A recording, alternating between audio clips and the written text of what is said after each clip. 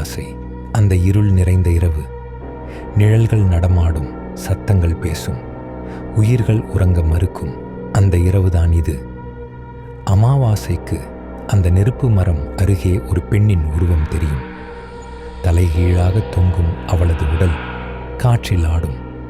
அவளது கூந்தல் கண் தெரியாமல் முகம் மூடப்பட்டிருக்கும்.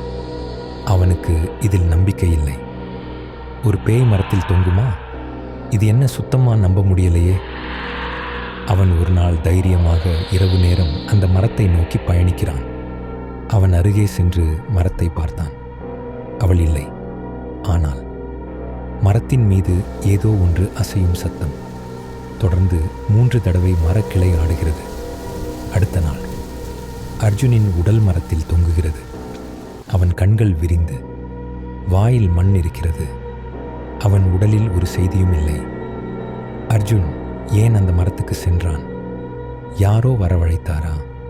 அல்லது அவன்தான் அடுத்த நிழலா?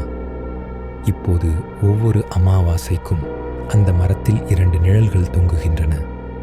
ஒன்று பெண்ணின் நிழல், ஒன்று அர்ஜுனின் நிழல்.